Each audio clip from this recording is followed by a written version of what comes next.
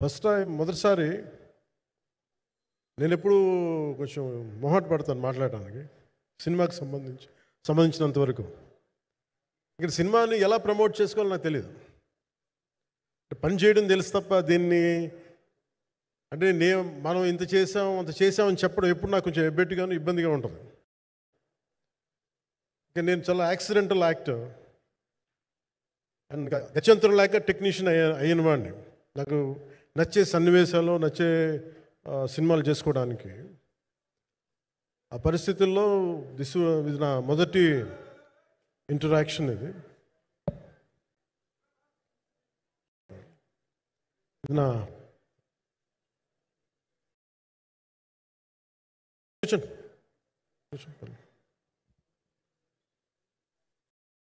రథం గారు వస్తారా? ఇదంతా చేయడానికి మీడియా మాట్లాడడానికి ఇదేదో నాకు పొగరు అహంకారం ఏం కాదు. సినిమా గురించి నాకు చెప్పుకోవడం ఎబ్బెట్టుకోవడం, ఏం మాట్లాడాలో తెలియక చెప్తే ఎక్కువైపోద్దా చెప్తే తక్కువ అయిపోద్దా అని. కానీ ఈ పర్టికులర్ ప్రెస్ మీట్ ఎందుకు పెట్టానంటే ఏం రత్నం గారి కోసం పెట్టాను. అంటే సినిమా బతకాలి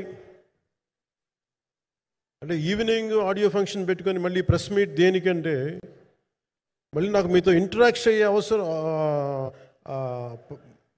ఫంక్షన్ తర్వాత ఉండకపోవచ్చేమో అని చెప్పేసి అదొకటి మేజర్ ఒక ఇది కన్సర్న్. అదొకటి అంటే రత్నం గారు అంటే ఈవినింగ్ చెప్దాం అనుకున్నా, బట్ స్టిల్ ఇప్పుడే చెప్పేస్తున్నాను ఈ మాట.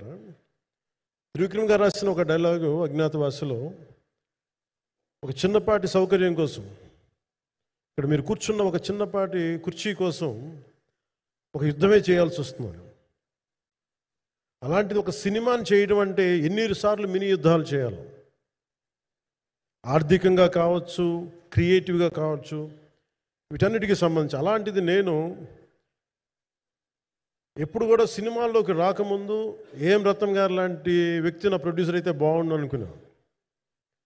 భారతదేశానికి పాన్ ఇండియా సినిమాని ముఖ్యంగా రీజనల్ సినిమాని జాతీయ స్థాయిలో తీసుకెళ్ళిన వ్యక్తి ఆయన. తమిళ సినిమాని చాలా ఛాలెంజింగ్ తెలుగులో డబ్ చేసి దాన్ని స్ట్రైట్ సినిమాలతో సమానంగా ఆడేంత సత్తా చూపించిన వ్యక్తి. Film industry creative ability creative potentiality పెంచిన వ్యక్తి. ఈ సినిమా చాలా ఒడిదుడుకులు ఎదుర్కొంది, 2 కరోనా పరిస్థితులు ఎదుర్కొంది. అన్నిటికీ మధ్యలో సినిమా మన క్రియేటివ్గా కొంత ఇబ్బంది ఎదుర్కొంది. అల్టిమేట్ ఆబ్జెక్టివ్ సినిమా బాగా రావాలని, నేను ఎప్పుడు ఏం చేసినా సినిమా బాగా రావాలనుకుంటాను. సినిమా ప్రత్యేకించి ఆయన తపన చూసి నేను ముఖ్యంగా పొలిటికల్ ప్రాసెస్కి వెళ్ళిపోయిన తర్వాత, పాలిటిక్స్కి వెళ్ళిపోయిన తర్వాత, ఎలక్షన్ అన్నిటికి దూరమై క్రియేటివ్ పార్టీకి దూరం అయిపోయిన తర్వాత, పాలిటిక్స్ నా ప్రైమరీ ఫోకస్ అయిపోయిన తర్వాత మళ్ళీ దృష్టి పెట్టి సినిమా కావాలి మీరు చెయ్యాలని చెప్పి నా దగ్గరికి వచ్చి కోరుకున్నప్పుడు నేను ఎంత బెస్ట్ ఇవ్వగలను ఆ సినిమాకి అంత ఇచ్చాను. నేను అంటే నా బెస్ట్ ఇచ్చాను. అంటే నేను అంటే అన్నిటికంటే కూడా నేను ఇవ్వలేనిది టైం ఇవ్వలేను నేను. కానీ అలాంటి పరిస్థితుల్లో ఒక క్లైమాక్స్కి దాదాపు 57 రోజులు షూట్ చేయాల్సి వచ్చింది. మండు టెండ బాగా, ఇట్స్ కైండ్ ఆఫ్ ఒక మిడ్ మే అంటే చాలా పిచ్చి ఎండ అన్నమాట. అలాంటి ఎండల్లో చాలా కాలం తర్వాత నాకు మార్షల్ ఆర్ట్స్, నేను ఎప్పుడో నేర్చుకున్న మార్షల్ ఆర్ట్స్, ఒక ఎస్క్రీమా కానీ ఊషు కానీ, నేను నేర్చుకున్న సెల్ఫ్ డిఫెన్స్ టెక్నిక్స్ కానీ, యుఎస్లో నేను ఒక వర్క్షాప్ చేసిన జీత్ కండో ఇవి కానీ, ఇవన్నీ ఈ సినిమాకి నాకు పనికి వచ్చినాయి. నాకు వీళ్ళతో డిఫరెంట్ కొరియోగ్రాఫర్స్తో కూర్చొని ప్రత్యేకించి క్లైమాక్స్ పార్ట్ ఇది అందరికీ ఇన్స్పైర్ చేసింది. మన స్థూలంగా చెప్పాలి అంటే, ఒక క్లుప్తంగా చెప్పాలి అంటే, ఈ సినిమాకి ఇదే ఆయువు పట్టింది. ఈ ఫస్ట్ పార్ట్కి ఎక్కడ కొల్లూరు నుంచి మన కృష్ణానది తీరం, కొల్లూరు విజయవాడ సమీపంలో ఉన్న కొల్లూరు ప్రాంతం నుంచి దొరికిన ఒక కోహినూరు వజ్రం నుంచి అది ఎటు మన గోల్కొండ రాజుల దాకా వచ్చింది. మన హైదరాబాద్ సుల్తాన్ దాకా ఎలా వచ్చింది, దీని ట్రావెల్ ఇటు వెళ్ళింది, ఇవన్నీ జరిగినప్పుడు దీని నేపథ్యంలో జరిగే కథ ఇది. ముఖ్యంగా ఈ ఈ ఫౌండేషనల్ వర్క్ చేసిన వ్యక్తి క్రిష్ జాగర్లమూడి గారు చాలా హై కాన్సెప్ట్తో పట్టుకొచ్చారు దీన్ని. ఆయనను రత్నం గారు నా దగ్గరికి వచ్చినప్పుడు చాలా బాగా నచ్చి వెంటనే చేశాను. చేసిన తర్వాత ఒక్కొక్కటి కరోనా నిజంగా ఇంపాక్ట్ వచ్చింది. అంటే ఎలా ఉండదంటే, ఎంత హార్డ్గా ఉండదంటే ఇండస్ట్రీ, ఎవరిని తప్పు పట్టలేం.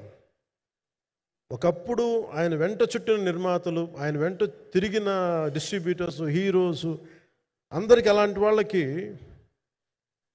ఒక నిర్మాతగా ఆయన తపన పడుతుంటే నాకు అంటే ఆయన కోసం ఖుషి తీస్తున్నప్పుడు కానీ ఆయనతోటి ఎంత సౌకర్యం ఇచ్చారంటే, అసలు మాకు 1 month ముందు ప్రీ ప్రొడక్షన్ అయిపోయి నాకు అంత సౌకర్యాన్ని ఇచ్చారు.